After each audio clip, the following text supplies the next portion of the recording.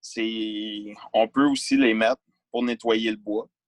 Fait que oui, pour ces deux variétés-là, ou sinon, c'est plus touché. Donc, à part les Hypancistrus qui ne viennent pas énormes, mais pour les autres, ça serait à éviter. Mais j'avoue que les Hypancistrus, il y a beaucoup de sortes qui viennent petits.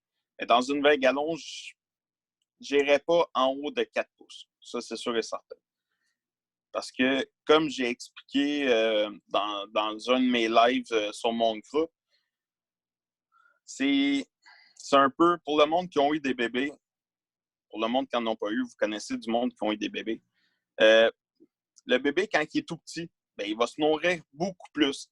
Il va demander du lait régulièrement. Il va faire pipi puis caca régulièrement aussi. C'est pas juste une fois par jour, mettons, le caca comme nous. Là. Non, c'est vraiment régulier non-stop. Mais c'est la même chose pour n'importe quel animal. Plus que le pléco vient gros versus la taille qu'il a en ce moment, bien, il va demander plus de nutrition, puis il va faire plus de déchets dans l'aquarium. Puis c'est qu'est-ce qu'on veut pas dans un aquarium, justement, plus de déchets. On s'entend que, mettons, un pléco qui vient, mettons, 13 pouces de long, qui est, mettons, à 2-3 pouces dans une 20 gallons, bien, il va en faire beaucoup de déchets.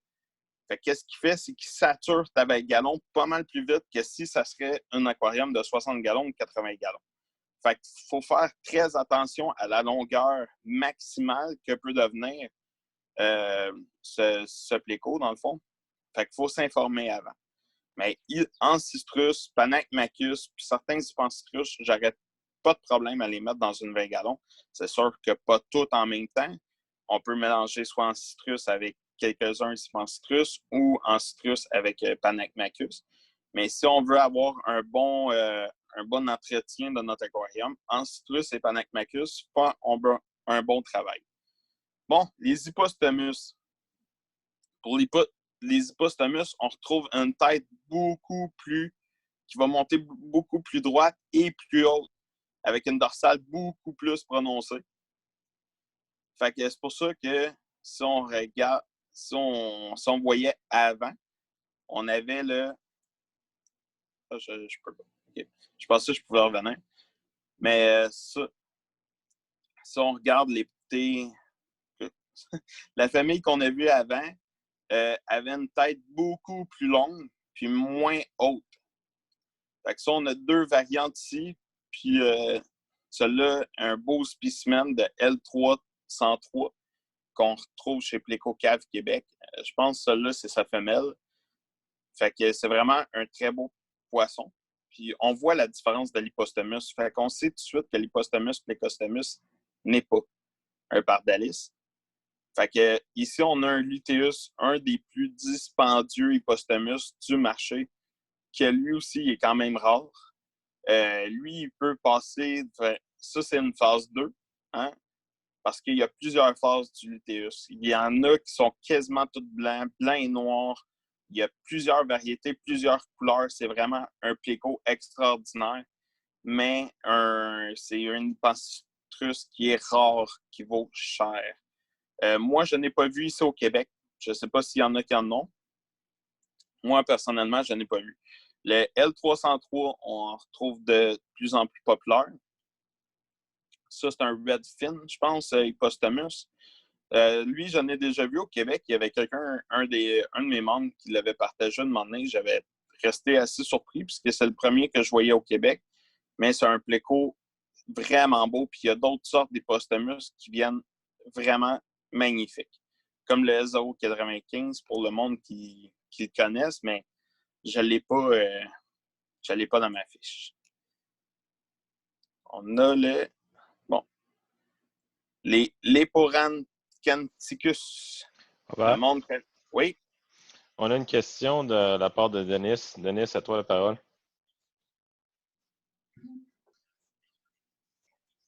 Allô, est-ce que vous m'entendez? Oui. Oui. OK. Alors, ma question, c'est j'ai un pléco un pléco commun dans une 40 gallons. Est-ce que je peux en mettre plus qu'un? Est-ce que je peux en mettre plusieurs dedans ou je les maintiens tout seul? Je conseille fortement dans une 40 gallons de le laisser tout seul parce que plus Un pléco commun vient quand même de 11 à 14 pouces de long, tout dépendant de l'espèce. Fait que je conseille de le laisser tout ça dans une 40 gallons. C'est sûr que tu peux mettre des ancitrus, mais le pléco commun, laisse-les seuls parce que c'est vraiment... ça vient vraiment gros pour une 40 gallons. Déjà là, je trouve ça borderline, mais acceptable. Merci. Ça fait plaisir. L'Eporancanthicus, une variété qu'on retrouve très, très, très souvent, le fameux L240, ou qui est le faux vampire. Parce que le vrai vampire, c'est L029 pour le monde qui ne le savent pas. Puis le L029 va avoir habituellement les taches un petit peu plus jaunâtres que le L240. Puis si on regarde la bouche de cette variété-là, elle est très, très, très pointue. Dommage, je voulais rajouter une photo, mais ça ne fitait pas. Mais ici, là, juste en haut, ici, on a 2 belles canines de vampires. C'est vraiment épeurant. Écoutez, j'ai déjà eu un vrai pléco vampire dans mes mains, puis il se tordait la bouche pour essayer de me mordre. Ça fait peur. C'est vraiment 2 belles canines vraiment droites, un peu comme un serpent, avec une rangée ici de dents un peu cassées, un peu de travers. Dans le fond, à quoi ça va servir? C'est quoi le régime alimentaire de cette sorte de pléco-là? Dans le fond, c'est les mollusques puis les escargots. Fait que c'est des...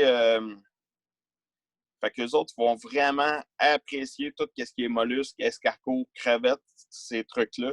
C'est vraiment... c'est leur régime alimentaire. Ils sont un petit peu moins friands des végétaux, mais ils vont s'en nourrir quand même pour justement avoir un bon système digestif. Mais si mettons, vous mettez un L240 dans votre aquarium, puis une fois de temps en temps, vous trouvez des coquilles d'escargot vides, posez-vous pas la question, il y en a un qui a passé par là. Le L091, c'est une espèce qu'on voyait très, très, très fréquemment. On le voit un petit peu moins, mais là, il commence à refaire surface. Je trouve ça intéressant parce que je viens d'acquérir un L091 qui, je m'ennuyais vraiment de cette espèce-là. Oui, c'est une espèce qui se cache beaucoup, mais vraiment superbe avec une belle robe noire, puis une belle dorsale orangée, strayée noire. Si vous voyez bien souvent, quand il est noir comme ça veut dire que votre pléco est vraiment très bien en forme. Ou sinon, s'il est moindrement pas dans son état, il ne trippe pas tant, il va arborer une couleur plus grisâtre puis côté noir, tout simplement. Le sultan ici on retrouve aussi des fois en animalerie un petit peu moins. Il y a beaucoup d'importateurs qui font triper ce pléco-là parce qu'il y a vraiment une robe magnifique de gris pâle puis côté noir. Puis bien souvent, on retrouve une belle ligne blanche ici dans la dorsale et dans la queue. Moi, j'adore les Porancanthicus parce que c'est une espèce vraiment surprenante, qui ont vraiment des couleurs que j'adore particulièrement. C'est pour ça que je retrouve quand même 2 variétés dans mon aquarium. Puis, j'espère m'acquérir bientôt un L264. On a une question, Robert, de Yannick. Yannick, Ouais. je vais essayer d'ouvrir ton micro. Je pense que ça ne marche pas. Bon, la question, c'est Ancistrus ou Hypancistrus dans un aquarium densément planté avec carpet plant de style Monte Carlo, par exemple. Est-ce possible ou déconseillé? Ce semble être des substrats de gravier et de sable que je vois sur les photos. Ça peut être possible, mais on s'entend que les ancistrus, quand ils vont aller se cacher, ils vont vraiment se dandiner de gauche à droite. Peu importe les ancistrus. Fait qu'ils peuvent facilement déraciner les mi-ancistrus. Fait que, c'est ça, mi-ancistrus? Non, c'est quoi déjà le... Voyons, la plante, là. Ah, le Monte Carlo, ouais, j'ai oublié Ouais, le nom c'est ça. latin. Ouais. Moi non plus, je m'en rappelle plus. Mais c'est ça, elle peut facilement la déraciner. Fait qu'habituellement, dans ces aquariums-là, on va retrouver vraiment plus des crevettes, des petits poissons. Rarement qu'on va retrouver des plécos parce que s'ils veulent se cacher, ils vont tous déraciner. C'est pas une plante qui a vraiment des méga racines. Ils vont faire beaucoup de racines, mais pas trop longues. Fait que je conseille moins dans un aquarium avec cette sorte de plante-là. Bon, les différences minimes, qu'est-ce qu'on parlait tout à l'heure? Fait que le fameux Gold Nugget, on a comme différence la grosseur des points, la ligne sur la queue et la dorsale. On a 3 variétés de Gold Nugget. On a le L081 qui est complètement haut, qui est des points beaucoup plus petits, puis plus rapprochés. Le jaune sur la dorsale puis sur la queue est moins présente que la 3e variété, le L177. Mais il y a une très belle couleur pareille. Le L018, des points beaucoup plus gros, aussi rapprochés ou presque que le L081. Il va avoir environ la même quantité de jaune que le L081. Tout dépendant de chaque pléco, ils n'ont pas toutes la même ligne. Il faut vraiment se fier sur les points pour cette sorte-là. Sauf le L177 que lui, il aborde très bien la grosse ligne jaune sur la queue et la dorsale. Mais encore là, les points sont encore plus gros puis moins rapprochés. Ils sont plus faciles à voir que les autres. Fait que c'est pour ça que l'indifférence minime, ça paraît beaucoup. Ça paraît peu, même pour l'œil de quelqu'un. Puis si vous m'envoyez une photo, des fois, ça peut être très dur à voir la différence entre les plécos sur une photo. Fait qu'ici, on a le L066 puis L333. Il y a beaucoup de monde qui disent que dans le fond, c'est le même Zipancitrus, mais qui vient justement de deux rivières différentes. Mais on voit un peu la différence ici. Dans le fond, on va voir la différence ici. Fiez-vous pas aux lignes parce que les lignes sur ces plécos-là, sur beaucoup de sortes de plécos, c'est vraiment comme les empreintes d'un doigt. Chaque pléco a son empreinte. Bon, la différence, on va la voir ici, là, au niveau de la queue. Si vous voyez le L333, il y a moins de distance, surtout ici, puis au total, ici. Il est moins long au niveau de la queue. Tandis que le L066, il y a une distance beaucoup plus claire ici. On va aller chercher beaucoup plus de longueur entre les deux. Fait que c'est comme ça qu'on peut différencier le L066 et le L333. C'est vraiment la façon la plus claire pour les identifier. Mais des fois, tout dépendant, quand vous m'envoyez une photo, puis le pléco n'est pas bien placé ou je ne peux pas vraiment visualiser entre le L333 et le L066, c'est plus dur pour moi d'identifier. C'est très dur en passant. Pour le Green Phantom, on a le L200 et le L200A. La seule différence, bien souvent, le L200A va avoir une couleur vraiment plus claire, quasiment jaune, tandis que le L200 va être vraiment vert, un petit peu plus vert forêt. Mais il y a des hybrides des fois, fait qu'on peut trouver du Green Phantom plus clair aussi. Fait que, qu'est-ce qu'on fait? C'est qu'on y va vraiment avec la dorsale. La dorsale du L200A, pourquoi qu'on l'appelle Green Phantom Eye Fin, est beaucoup plus haute, puis beaucoup plus pointue au niveau ici que le L200 régulier.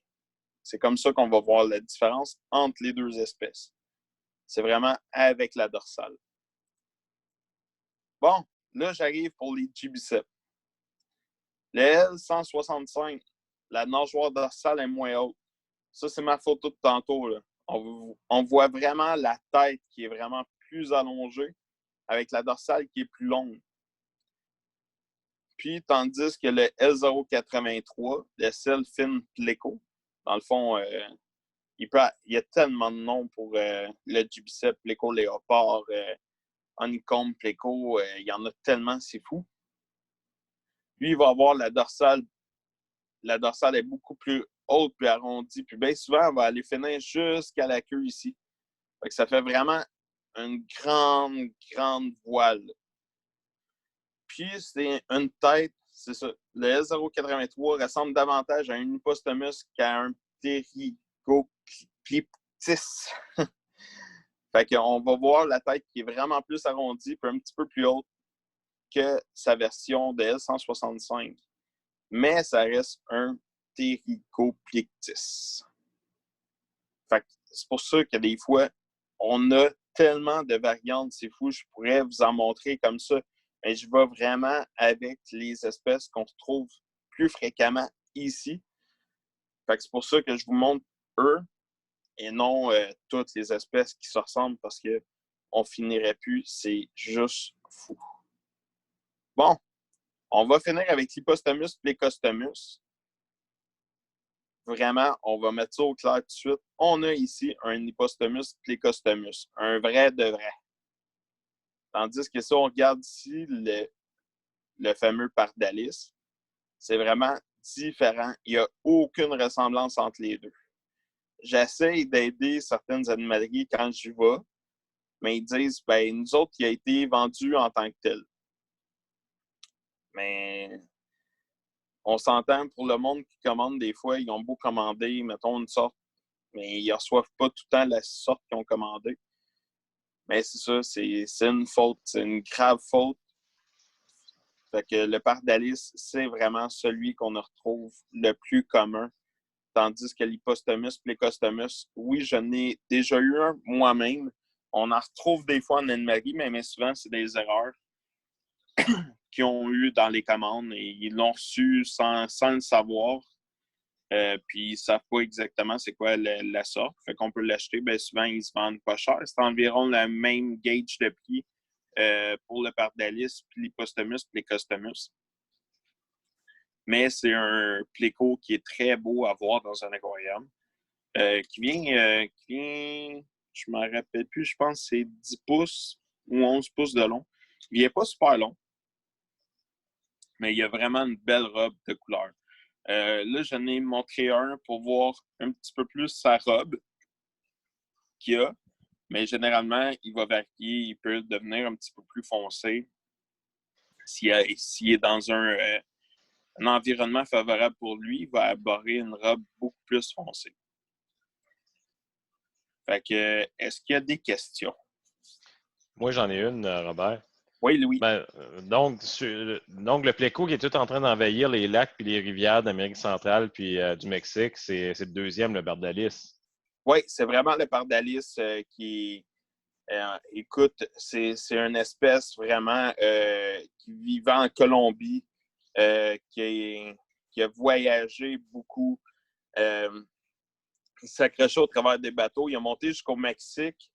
Mais là, le problème qu'on en retrouve le plus, c'est que le monde, puis ça, c'est vraiment une furie là, en Floride, puis dans nos États voisins, le monde qui ont des poissons dans leurs aquariums qui deviennent trop gros ou quoi que ce soit, ils les jettent directement dans leur cours d'eau.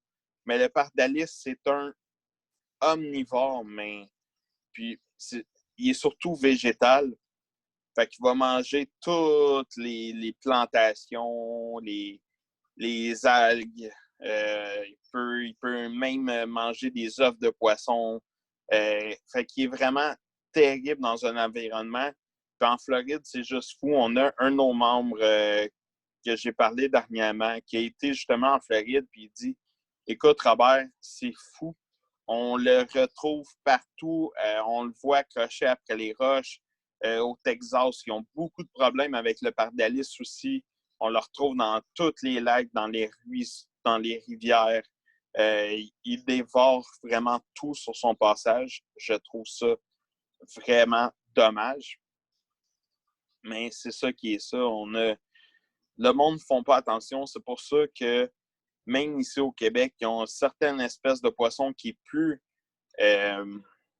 accessible ici, qui est rendu illégal justement parce que, comme le snakehead, il y en a un qui a été découvert, en tout cas moi, celui que je suis au courant, c'est vraiment à Drummondville, dans la rivière Saint-François. Fait que je trouve ça dommage que le monde font ça, jeter leurs poissons dans nos cours d'eau. C'est vraiment pas quelque chose à faire. Le pardalis, comme j'ai dit, c'est un envahisseur incroyable. Puis comme tu as précisé, en Floride, Mexique, Texas, ils sont rendus avec des bancs de pardalis qui se promènent à grandeur. Puis ils disent, si vous en pêchez un, tuez-le. C'est simple comme ça. Vous le prenez, vous le tuez. Mon ami, on s'entend comme le Blood Parrot. Je sais que je sors un peu de mon de ma conférence, mais le Blood Parrot, la plupart du monde savent que c'est un hybride entre le Severum puis le Red Devil.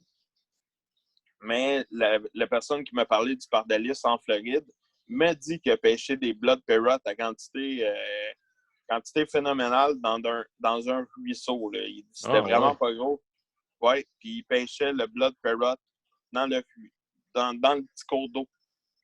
Fait que je trouve ça vraiment dommage que le monde fasse ça. Puis c'est un problème qui devient de plus en plus fréquent. Puis si le pardalis continue parce que c'est un pléco qui se reproduit très, très, très facilement dans la nature, puis c'est des tonnes d'œufs qui... Je me rappelle plus combien d'œufs qu'il peut pondre en une shot, mais il se reproduit à grande échelle, puis très rapidement. Puis vu qu'il est vraiment blindé, il n'y a pas vraiment de prédateurs naturels, à part nous qui les pêchons. Fait que c'est ça qui arrive. Ils sont à la vitesse qu'ils se reproduisent, puis en plus qu'il n'y a pas de prédateurs naturels, à part les alligators qui en mangent, qui en raffolent, même. Mais à part de ça, c'est les seuls qui peuvent les manger. On a Martin qui a une question. Martin, à toi la parole.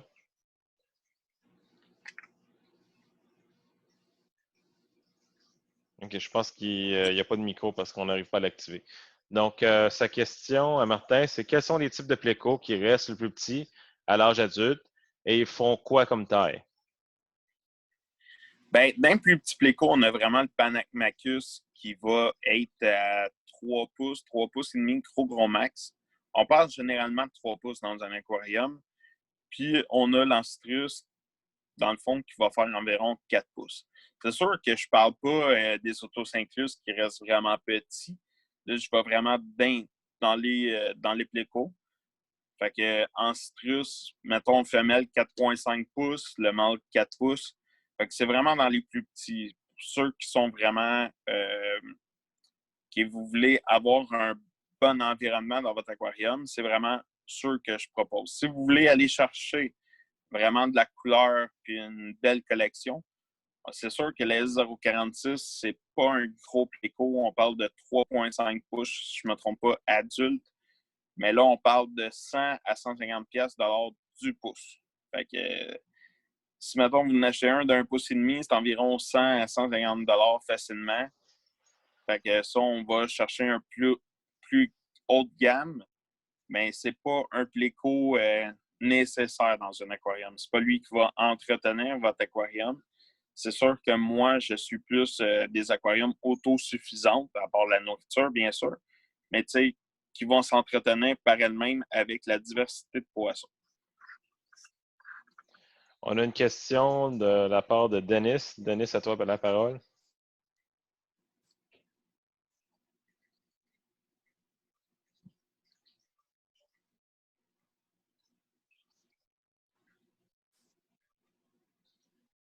OK. Moi, j'entends pas. Avant, j'ai eu une question de Benoît. Il me l'a envoyé en privé, sûrement par accident. Il veut savoir quel est le pH pour un L144 et quelle nourriture? L144? Ouais. Ben, on peut ouvrir le micro à Benoît si tu veux discuter avec lui aussi, Louis. Ça ne dérange pas. Oui. Benoît? Oui, je pense qu'il est là. Oui, vas-y. C'est beau. Oui, c'est bien le L144 dont je veux te parler. Oui. Ben, le pH de 144, il est vraiment, vu que c'est un ancitrus, il est vraiment polyvalent. Je n'ai eu avec mes Africains avec un pH de 8,2. Tant que je n'ai eu avec des aquariums plantés avec un kit de CO2, mon pH était à 6,5. Puis dans les deux cas, il y a eu des reproductions assez rapides puis assez faciles. Fait que généralement, s'il y a une reproduction, on s'entend que le poisson il est bien acclimaté. Fait qu'on peut vraiment le mettre dans plusieurs variétés de pH. Et en ce qui concerne la nourriture, qu'est-ce que tu conseilles? Pour la nourriture, pour les L144, c'est vraiment les ancitrus, c'est vraiment des poissons vraiment végétales. Fait que c'est sûr qu'on va y aller avec du végétal. Je conseille beaucoup, surtout que là, on est au printemps, l'été s'en vient. Écoutez, je vais vous donner, là, c'est la première fois que je le donne général, mon truc. Je le donnais à certains de mes amis uniquement. Mais là, vu que vous êtes là pour ma conférence, puis c'est ma première conférence, je vais vous le donner en privé. On s'entend en privé, je ne sais pas combien il y a de participants, mais c'est ça. Je vais vous le donner. Je vous donne un de mes conseils. On est rendu à 650 participants. Non, c'est pas vrai. Fait que c'est ça. Vu qu'on est au printemps puis l'été s'en vient, écoutez, des feuilles de dandelion, dans le fond, le pissenlit. Mais pour le monde qui ne savent pas, le pissenlit contient 2 fois plus de... Les feuilles contiennent 2 fois plus de calcium que le lait pour la même quantité. Fait que c'est quelque chose qui va vraiment les nourrir, qui vont vraiment les bourrer. Qu'est-ce qui est bon aussi pour la ponte, c'est vraiment des épinards. Fait qu'on peut y aller avec des feuilles de pissenlit, surtout pour les bébés. En se nourrissant, tu sais, c'est comme nous, les bébés, on donne beaucoup de lait justement pour que les os puissent grandir pour faire des meilleurs os et tout. Mais c'est un peu la même chose avec les feuilles de pissenlit. On va donner ça aux bébés pour les aider à grandir puis avoir une meilleure santé. Parce que ça contient beaucoup de vitamines également. Pour la reproduction, on va y aller avec des feuilles d'épinards. Qu'on peut donner aussi des courges, des petites courgettes, des zucchini, que le monde appelle aussi également. Ou sinon, on va y aller avec du cocombe. On conseille surtout les cocombes de jardin d'enlever les graines parce que les graines sont quand même grosses. Cocombe anglais, un petit peu moins nécessaire, mais il y a beaucoup de monde qui aime mieux enlever les graines aussi. Fait qu'on peut y aller avec ça pour nourrir, pas tous les jours. C'est sûr qu'on va varier la nourriture ou sinon, vous pouvez y aller avec des pastilles de végétales qu'on peut retrouver dans les animaleries.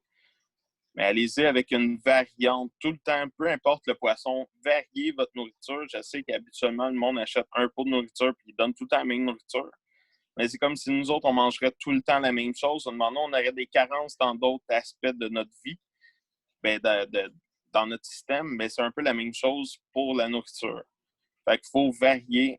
Moi, présentement, pour le monde qui ont vu ma publication sur mon groupe, j'ai donné piment. Ça, je sais que les plécos aiment ça, puis les ancitrus. Piment, j'ai donné cocombe, puis j'ai essayé le brocoli. Brocoli, j'ai pas eu de succès là-dessus.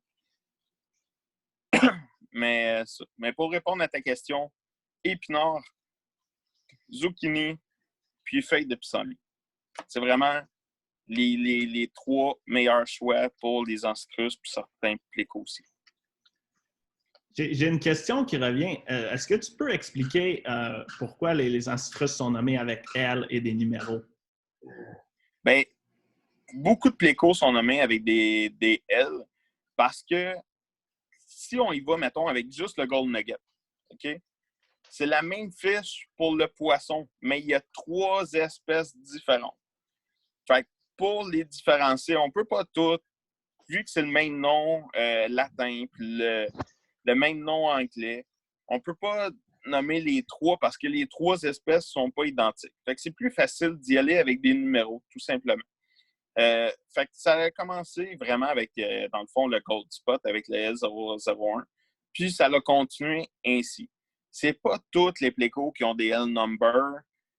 Pourquoi? Je ne sais pas. Là, je pourrais pas vous répondre par contre, mais c'est plus facile d'identifier qu'avec un simple nom parce qu'il y a plusieurs plécos pour le même nom. Mais c'est pas la même espèce. Parfait, merci. J'ai une question de Marie-Michel qui n'a pas de micro. Est-ce qu'il y a des trucs pour que les plécos soient moins timides? À part les ancistrus, je ne les vois jamais. C'est plate d'avoir une belle collection et ne pas les voir. Malheureusement, la plupart des ancistrus sont vraiment nocturnes et sont vraiment nerveux. Mais ils vont tout le temps se cacher. C'est des poissons qui vont être cachés généralement, même dans la nature. Fait que c'est sûr que certaines espèces, comme le pardalis, vont être plus voyeurs. Ils vont se promener une fois de temps en temps quand ils verront personne comme alentour de l'aquarium ou s'il manque, mettons, une carence de nourriture, mettons, sont rendus à une certaine grosseur qui demande une plus grosse quantité de nourriture, on va les voir un petit peu plus promener parce qu'ils vont chercher la nourriture. Mais de base, les plécos sont des poissons qui se cachent. Fait qu'on ne peut pas changer ce caractère-là. C'est dommage parce que moi-même, j'en ai certains que je trouve vraiment beaux, mais qui sont cachés. Mais si vous voyez que votre pléco est caché dans une cave que vous avez chez vous, mais c'est un bon indice pour savoir si c'est un mâle ou une femelle. Comme j'ai dit au début de la représentation, les mâles, c'est les mâles qui vont se cacher dans les caves. Fait que si vous trouvez une femelle, vous avez peut-être des chances de reproduction. Comme les hypancistrus, c'est plus difficile à reproduire parce que des fois, il faut attendre un certain âge. Il y a certains hypancistrus qu'on doit attendre comme quasiment 3 ans avant d'avoir une reproduction pour certaines espèces. Fait que c'est très long. Le monde, la plupart du temps, s'attend puis ils vendent avant d'avoir une reproduction. Puis là, il arrive chez l'autre personne, puis pas longtemps après, il y a une reproduction. C'est souvent une erreur qu'on fait. Bon, merci. Une autre question, je vais un peu la reformuler parce que c'est assez pointu, mais dans le fond, si quelqu'un qui aurait plusieurs espèces dans son aquarium, est-ce qu'il y a des risques d'hybridation? Oui, parfaitement. Autant les ancistrus, les hypancistrus, bien souvent dans la même famille, on peut avoir des chances d'hybridation.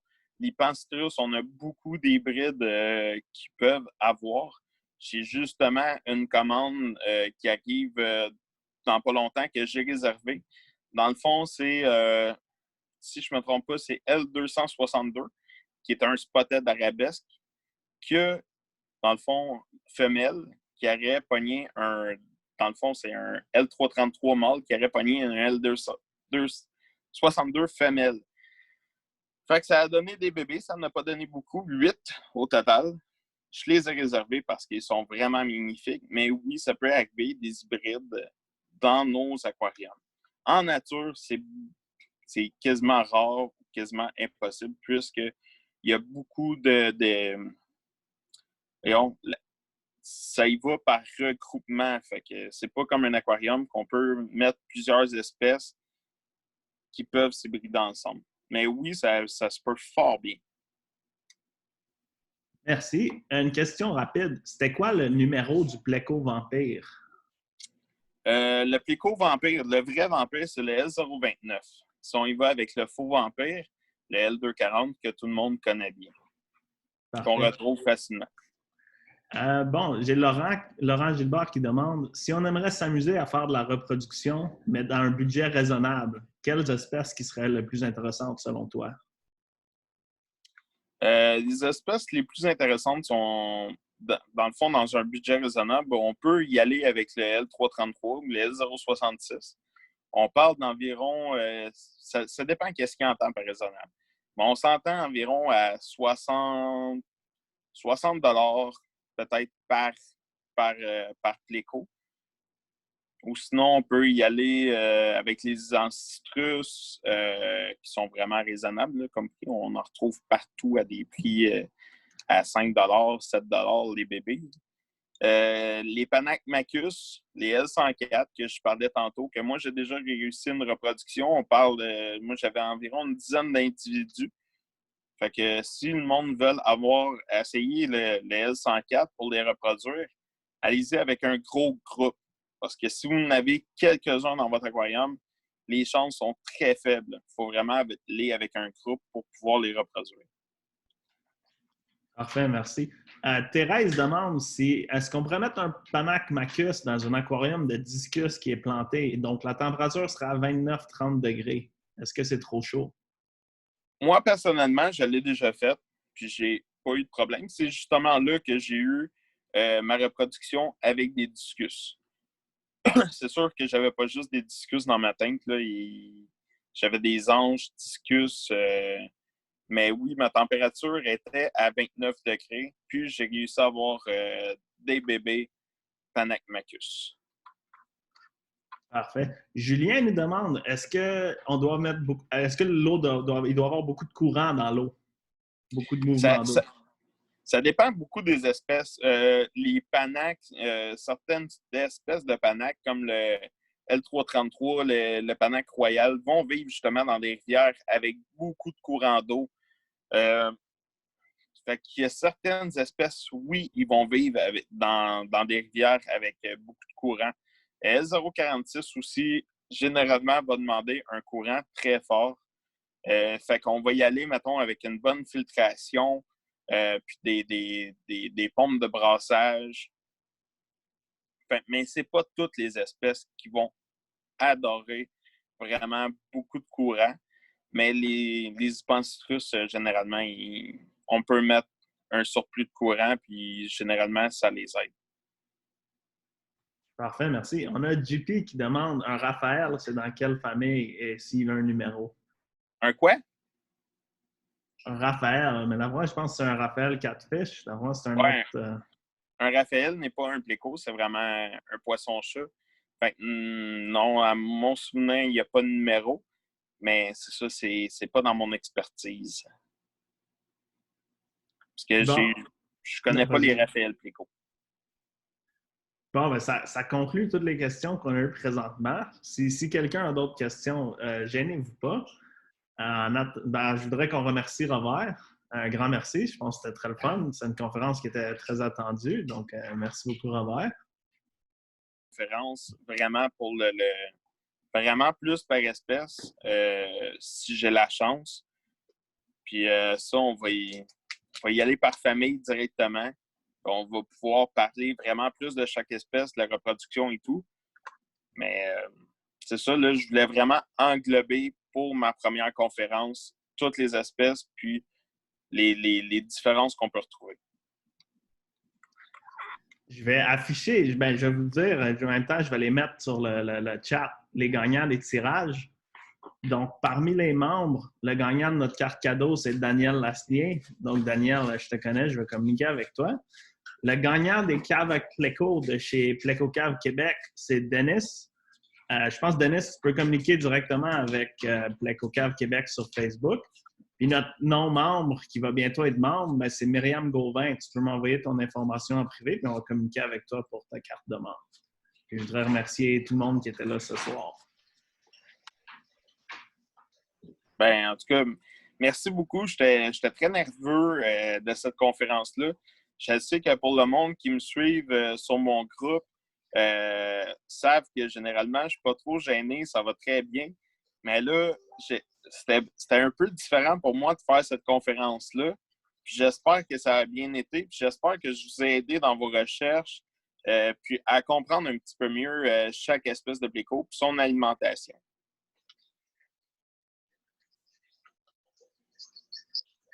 Tu restes encore avec nous si les gens ont des questions de dernière minute? Oui, je suis pas... je peux rester avec vous facilement. Sylvain, il commente ton chandail. Il paraît qu'il est très beau. Oui, c'est justement Pléco Cave Québec. Une gracieuseté de Pléco Cave Québec. Lise a levé la main. Oui, Lise. Bonsoir, Robert. Félicitations. Je me suis abreuvée à tes paroles. C'est très enrichissant. Super belle conférence. Merci beaucoup, Lise. J'ai une question pour toi. Oui. J'ai quelques courpes d'Ancitrus L144 là, aux yeux bleus longue fine. Oui. Sont régulièrement déportés de petits. Je prends le mâle avec ses œufs, puis je le mets dans un petit aquarium, une maternité qui est accrochée à l'aquarium principal. Et puis, bon, je leur donne du repashi, je leur donne des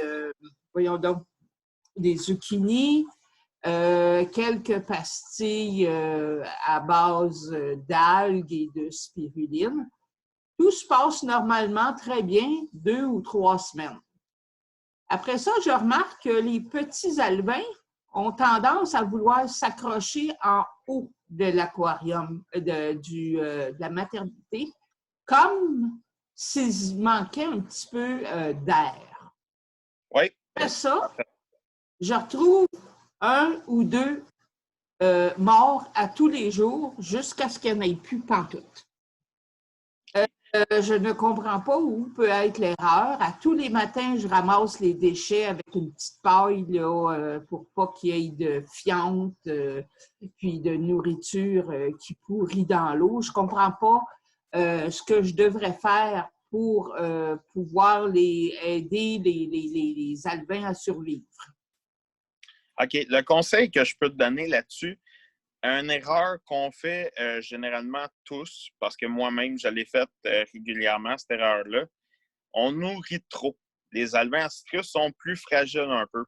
Ils vont demander, oui, une variante de nourriture, mais moins régulière. Fait qu'on saute une journée ou 2 avant, pour les repas. Puis à partir de là, ils vont se nourrir, mais ils vont avoir le temps de digérer comme il faut avant les prochains repas. Fait qu'il ne faut pas trop nourrir les bébés Ancitrus. Ils n'aiment pas ça, généralement. Moi aussi, j'ai eu beaucoup de pertes avec ça parce que je nourrissais beaucoup. Depuis que je fais des jeûnes d'une journée, j'ai beaucoup moins de pertes. Fait qu'une fois de temps en temps, faire des jeûnes n'est pas négatif en tant que tel pour garder le plus de bébés vivants. Faut pas nourrir trop riche non plus. Fait qu'il faut faire attention à l'alimentation. Fait que comme que je dis, là, vu qu'on a un été qui s'en vient, si vous pouvez cueillir des feuilles de pissenlit, juste les passer comme à l'eau bouillante à peine quelques secondes, vraiment pour enlever toute saleté ou bactéries qui peuvent se trouver sur la feuille, pour leur donner, puis ils vont se nourrir de ça plus tranquillement que le zucchini ou le repashi. Merci beaucoup. Ça fait plaisir, Lise. On a, je pense, Denis qui a demandé quel est ton pleco Ancitrus préféré et pourquoi? OK. Mon pleco préféré à moi, personnellement, c'est... Comment que je faisais ça? J'avoue que le L134 est vraiment un pleco que j'adore. C'est un pleco qui vient pas gros. C'est un pleco omnivore aussi, mais qui a vraiment une belle variante de forme dessus. Pour le monde qui ne le connaisse pas, allez voir sur Internet. Il est vraiment beau. On peut retrouver tellement de formes dessus. En anglais, c'est un Leopard Frog Pleco, mais c'est dans mes préférés. Mes prochains achats que j'aimerais faire, c'est vraiment soit un L018 d'un Gold Nugget ou un L177. C'est vraiment dans mes futurs achats ou L264 que j'aimerais vraiment acquérir. L134, j'en ai déjà eu en passant. Justement, je les avais vendus à quelqu'un, puis justement, mon ami les a rachetés à cette personne-là. Fait que les plécos sont venus dans mon cercle d'amis. Je suis vraiment content qu'ils les aient achetés. J'étais un peu déçu parce que j'aurais aimé ça les revoir à moi. J'ai essayé de pouvoir lui racheter à lui, mais non, il veut essayer de reproduire, malheureusement. T'en as toujours un sur ton chandail, est-ce que je peux lire? Oui, 134 justement sur mon chandail. C'est vraiment un magnifique Pléco. Fait que vous voyez justement, Pléco Cave Québec s'en sert comme fiche, comme logo. Fait que c'est vraiment un Pléco. Puis en plus, c'est quand même abordable. Là. On parle de entre 45 et 60 $ du Pléco. C'est très abordable, mais on s'entend qu'il faut en avoir quelques-uns. Fait qu'on parle de groupes de 3 et plus. Fait que quand on fait un achat, ça peut être un petit peu plus dispendieux pour le portefeuille. Enfin, merci. J'ai une nouvelle question qui est arrivée de Marie-Michel qui a une liste pour commander des poissons. Et dans la liste, il y a des Green Spotted Ancistrus. Tu sais-tu à quoi ça ressemble? Elle a essayé de faire ses recherches, mais ce n'est pas concluant. La compagnie lui aurait répondu avec une photo de Green Phantom, mais au prix qu'il demande, c'est impossible. En te remerciant d'avance. Bien, on s'entend que le monde là-bas, soit qu'ils les pêchent ou qu'ils pognent les... Parce qu'on s'entend qu'eux autres, des fois, ils ne peuvent pas pêcher les adultes ou les plécos d'une certaine taille. Qu'est-ce qu'ils font généralement? C'est qu'ils vont fouiller les nids des rivières, les lits des rivières, parce que les plécos, je vais vous expliquer ça un peu vite, grosso modo. Les plécos, qu'est-ce qu'ils font? C'est qu'ils creusent des trous dans la vase. Puis après ça, c'est là qu'ils vont faire, dans le fond, leur pléco cave, entre parenthèses. Fait qu'eux autres, qu'est-ce qu'ils font? C'est qu'ils cherchent les trous dans les nids de rivière. Puis après ça, quand ils trouvent le trou, ils extirpent le mâle du trou, ils ramassent les œufs. Puis après ça, ils les font éclore en aquarium. C'est pas des professionnels de recherche ou quoi que ce soit. Fait qu'eux autres, là, tous les plécos, c'est plécos, ancistrus, ils mélangent les noms. Fait que c'est pour ça qu'on retrouve beaucoup d'erreurs dans les commandes qui, mettons que certaines animaleries ou certains importateurs vont avoir des mélanges de sortes. Ce ne sera pas la bonne sorte qu'on pense qu'on a commandé. Fait que oui, c'est très possible, dans le fond, qu'ils te vendent ça comme que ce soit des Green Phantom et non des ancistrus. Bon, mais merci. Je veux rappeler en même temps à tout le monde qui est là que dans 2 semaines, on va avoir une autre conférence, le 19 mai, de Robert Dimarco sur les poissons d'eau salée. Donc, ceux qui sont intéressés, mais on va se revoir dans 2 semaines. Si vous avez d'autres questions, il n'est pas trop tard, on a encore un peu de temps. Il y a quelqu'un qui a posé la question que si l'enregistrement allait être disponible pour tout le monde. Robert nous a permis de publier l'enregistrement. Donc, on va mettre ça sur notre chaîne YouTube. La Sam a une chaîne YouTube. Là. Ça va être notre première vidéo, dans le fond. Justement. Je suis quand même content. Ça commence bien. Oui. En tout cas, encore une fois, j'espère que j'ai pu vous aider et répondre à vos questions du mieux que je peux. Comme j'ai dit au début de la représentation, je ne suis pas un méga pro des plécos. Je m'y connais quand même beaucoup, mais je vais vraiment par la forme puis la couleur du pléco pour identifier chaque pléco que vous m'envoyez. Puis à partir de là, je peux vous dire la taille qu'il va faire par rapport à la famille. Aussi, je peux facilement vous dire son alimentation puis qu'est-ce qu'il a de besoin. On me demande si on peut faire sécher les feuilles de pissenlit, probablement pour les garder plus longtemps et hors saison. Oui, exact. Oui, on peut les faire sécher.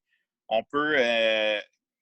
Il y en a, c'est rare, mais il y en a qui ont des machines justement pour faire des pastilles où vous pouvez mélanger dans l'alimentation. Le monde qui font de l'alimentation à la maison pour leurs poissons, vous pouvez mélanger des feuilles de pissenlit dans votre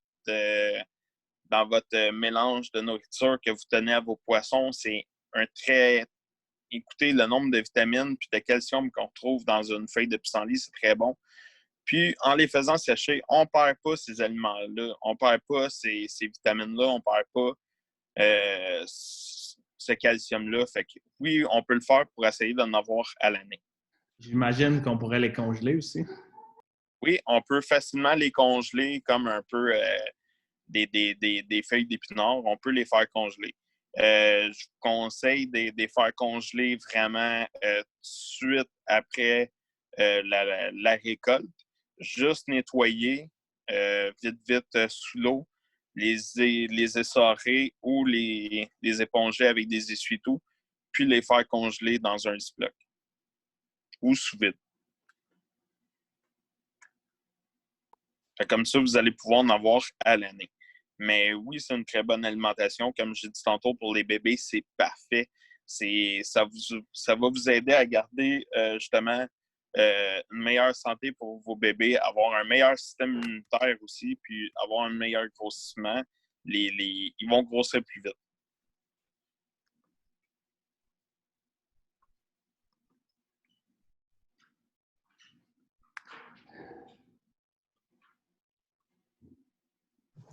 Alors, on me demande si les feuilles de pissenlit, ce serait bon pour les coris. Si tu as une idée. Les corydaras, moi, présent, j'ai pas vu de corydaras vraiment comme aller s'alimenter à la feuille, mais je ne sais pas s'ils pourraient en manger, mettons, en poudre ou... ça, je ne sais pas. J'ai aucune idée là-dessus. Mais je sais que les corydaras vont bien souvent s'alimenter aux pastilles d'algues, fait que pastilles de spiruline. Fait que je verrais pas pourquoi ils ne pourraient pas en manger, mettons, un petit peu plus en poudre ou en pastilles. Si quelqu'un a une machine chez eux pour vraiment compacter certaines poudres, mais ils peuvent s'en servir justement pour faire des pastilles de feuilles de pissenlit. Pour ceux qui demandent si les autres conférences vont être en ligne, c'est à la discrétion du conférencier. Je ne sais pas si Louis t'a déjà demandé à Julien. Si Julien accepte, ça va être aussi sur la même chaîne YouTube. Puis sinon, ben, c'est des conférences exclusives pour les membres de la SAM dans le futur. Est-ce qu'on va avoir le lien justement pour avoir cette chaîne YouTube-là sur la page de la SAM sur Facebook? Ouais, Oui. ça devrait arriver là-dessus. Puis on va sûrement aussi envoyer un courriel aux membres en même temps. Parfait. J'irai la partager dessus ta chaîne Aquarium Nation. Parfait, merci beaucoup. On demande, JP demande si tu connais les magasins qui seraient conseillés dans les basses Laurentides pour les plécos. Si tu as une idée. Bien, je sais que Marie-Michel Rioux, dans le fond, qui est à Mont-Tremblant, je ne me trompe pas, en a tenu des plécos, elle, chez eux, en a vendu ou a vendu beaucoup de sortes dans citrus. Fait que ça serait la place que je pourrais vous référer, ou sinon, je ne connais pas d'autres personnes ou d'autres importateurs de ce coin-là.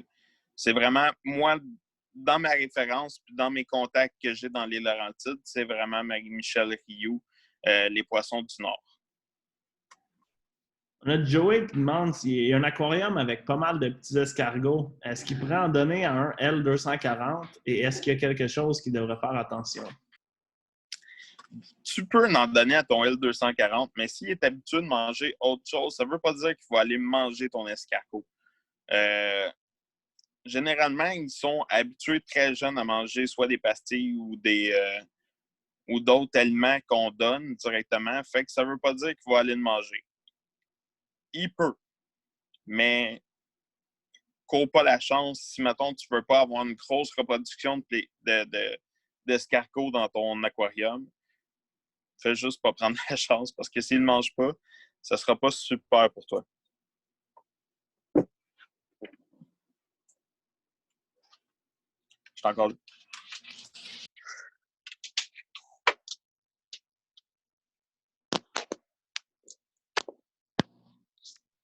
Vous pouvez nourrir quand même avec des mollusques ou des choses un petit peu moins vivantes, comme des petits morceaux de crevettes ou quoi que ce soit. Oui. Il y a plus de chances d'aller se nourrir avec. Robert, moi j'en ai une question pour toi. Oui. Toi, chez toi, c'est quoi tu nourris comme nourriture préparée, si on veut? Moi, je prépare aucune nourriture. Mes nourritures, bien souvent, qu'est-ce que je vais faire? C'est que je vais faire des mélanges. Comme ça, je ne suis pas obligé de tout le temps varier ma nourriture. Ma nourriture est très variée dans chaque plat. Souvent, je prends un gros plat, je mets un peu... présentement, je vais vraiment avec du Bugs Bite. C'est vraiment une de mes nourritures préférées présentement, puisque je sais que la plupart des poissons dans la nature vont se nourrir de larves d'insectes ou d'insectes carrément. Fait que le Bugs Bite, je l'adore beaucoup. Je vais avec une mélange, dans mon mélange aussi, je vais avec du New Life Spectrum. Fait que je mélange avec ça, je mélange avec du krill séché. Fait que c'est vraiment, je prends plusieurs sortes de nourriture que je mélange. Le New Life Spectrum, je vais avec cette nourriture-là pour, généralement, il y a un rehausseur de couleur à l'intérieur. Le Bugs Bite, j'y vais avec surtout pour poissons tropicaux. Fait que je fais juste tout simplement un gros mélange de nourriture sèche, puis je le donne. Fait que vu que j'ai des plécos qui sont vraiment omnivores, c'est vraiment ceux qui vont manger. Ou sinon, j'ai des pastilles de fond pour Corydoras, Loche. J'ai des pastilles de fond Wafer, Bugs Bite pour justement les plécos. Sinon, les pastilles aussi, Canfish, j'en ai, là, il m'en reste plus présentement, mais des pastilles de spiruline. Fait que c'est vraiment une grosse variété de nourriture que j'ai ici pour maintenir une bonne santé digestive à mes poissons. On a quelqu'un qui demande, je ne sais pas si c'est dans ton expertise, si tu peux glisser un mot sur les Farlowella. Oui, les Farlowella, c'est une espèce qui est vraiment superbe. C'est une espèce qui vont surtout manger sur des surfaces plates. On va aller, mettons, avec des grosses feuilles d'anubia, les vitres, les roches, parce que c'est un poisson qui est assez raide. Pour quelqu'un qui en a déjà eu, si on le tient dans sa main, bien souvent, il se tient droit comme une branche. C'est des poissons qui émettent fortement une branche aussi. Fait que c'est des poissons qui se courent pas tant, qui nagent difficilement. Fait que la reproduction peut se faire en aquarium. J'ai eu une amie à moi qui les a reproduits facilement dans son aquarium de discus, fait que dans une eau très chaude. Je ne sais pas, par exemple, comment elle les a reproduits. J'ai vu du monde qui les ont reproduits aussi en aquarium.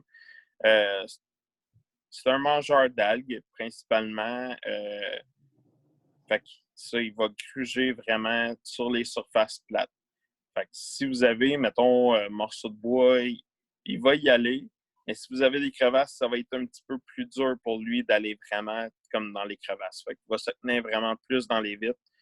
C'est un poisson qui ne bouge pas beaucoup, mais c'est un très beau poisson à voir. J'espère que j'ai répondu à tes questions. Je sais pas. J'en ai eu plusieurs. Farlowella, des Acus ou des. Bon, surtout les Acus ou les Gracilis. Mais c'est ça. C'est pas mal dans mes expertises que j'ai en ce moment de cette espèce-là. C'est pas une espèce qui est très compliquée. Julien, justement, qui a fait de la présentation la semaine passée, nous a fait une présentation à la SAM sur les Farlowella. Comment est-ce qu'il a réussi à les reproduire? Ah, mais c'est super, ça. Et j'aurais aimé ça l'entendre, celle-là. J'aurais aimé ça être là. Dommage. Mais là, je suis membre de la SAM présentement. Fait que je vais pouvoir, si j'arrête de travailler de nuit, je vais pouvoir aller aux conférences directement dans la salle. Ça mérite définitivement de prendre congé une fois par mois. Ouais, c'est sûr. Au salaire que je fais, disons qu'une journée, ça paraît amnestique sur une paye.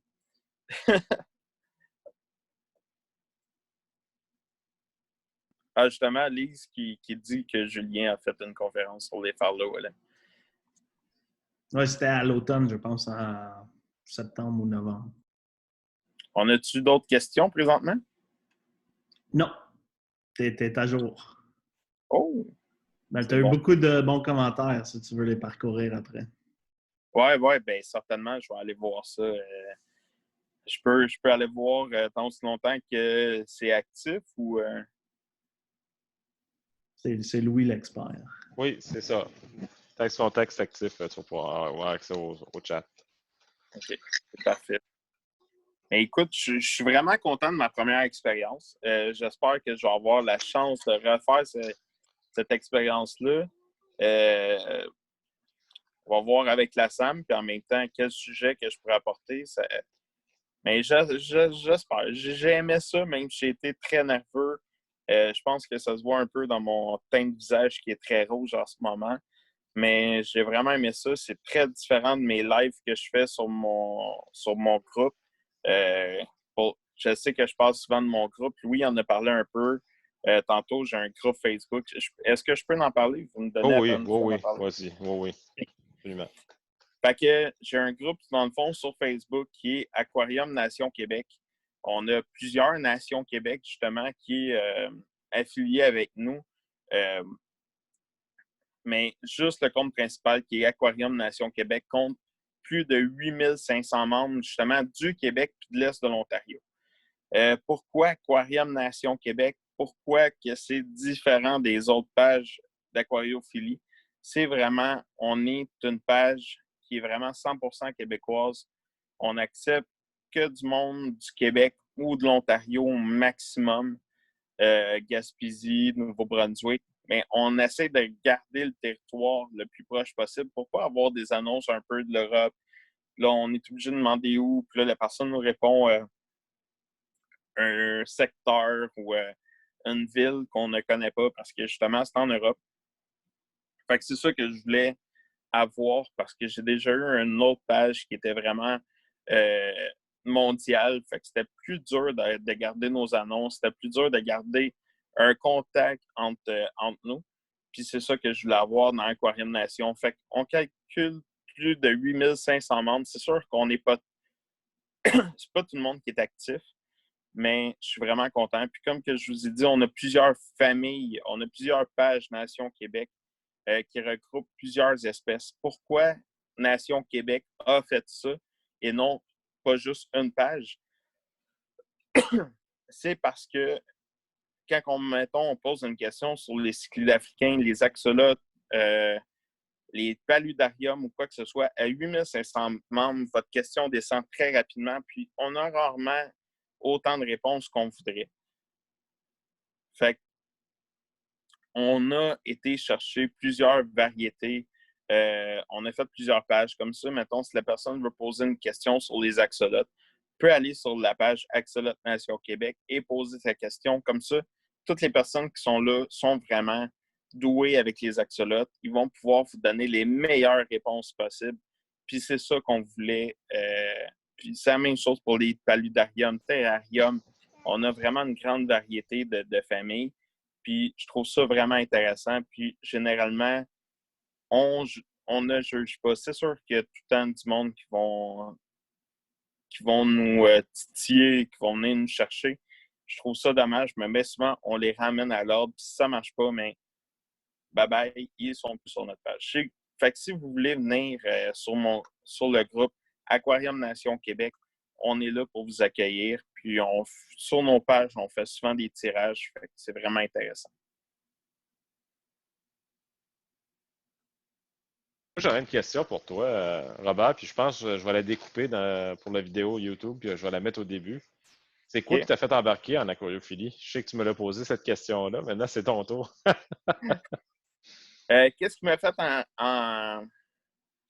embarquer dans l'aquariophilie? C'est dans les années 70, mon oncle, Florian, reproduisait des Oscars. Moi, je ne l'ai pas connu à ma naissance. Ben, je l'ai connu mon oncle, mais je n'ai pas connu sa reproduction d'Oscars quand dans le fond, quand j'étais un petit peu plus jeune, puisqu'il avait arrêté plus tard pour travailler dans les serres. Mon oncle qui avait un grand garage avec, je pense, c'est 5 ou 6 bassins à l'intérieur du garage, puis il faisait la reproduction d'Oscar. C'est pour ça que quand j'étais jeune, les Oscars sont tombés mes poissons préférés parce que j'ai attendu tellement d'histoires sur les Oscars, surtout sachant que ma mère a la vapeur des poissons à mon oncle. Ça m'a donné un intérêt particulier pour ces poissons-là. Fait que, oui, j'ai commencé avec un petit aquarium chez moi, une petite 5 gallons, je me rappelle bien, 5 ou 10 gallons. J'ai commencé à mettre des poissons rouges. C'était vraiment basique dans ce temps-là. On parle des années 80, fin 80, début 80, bon, plus fin 80. Après ça, j'y allais avec c'est sûr que je connaissais pas grand-chose, en plus que je venais d'un petit village, mais soit des poissons que je pêchais, que je mettais dans mon aquarium. Un moment donné, il y avait plus d'eau dans mon aquarium. J'ai été avec vraiment des grenouilles que je trouvais ou crapauds ou salamandres. Fait que j'allais avec un peu de tout, mais j'ai vraiment quasiment toujours eu au moins un aquarium, soit dans ma chambre ou dans mon appartement. Quand je suis devenu plus vieux, oublie ça, je suis tombé en folie, j'en avais plusieurs. Mais les Oscars, ils ont resté mon poisson préféré. Puis je ne l'ai pas en ce moment. Parce que ça prend quand même un grand aquarium. C'est sûr que j'en voudrais, mais je veux diversifier chez moi. Puis là, présentement, on est un peu loadé d'aquarium. Mais les Oscars sont vraiment ma première amour. C'est comme ça que j'ai commencé l'aquariophilie. Avec mon oncle, dans le fond, avec ses histoires. Puis il m'embarquait tellement dans ses histoires, puis j'ai toujours adoré la pêche. J'ai une photo de moi à 2 ans et demi à côté de mon père qui tient des brochets, puis je suis émerveillé devant ce poisson-là. Puis j'ai toujours trippé poisson-pêche. Fait que je pense que c'était juste naturel que j'aille dans les aquariums. Bien, merci. Ça fait plaisir. Ça arrive souvent de même hein, quand c'est quelqu'un d'autre qui nous introduit dans le hobby. Oui. Est-ce qu'il y a d'autres questions? Allez voir, là, ça ne fait pas copier. Non, il faut aller voir le noir. Mais comment ça fait que tu as vu la cacane du café?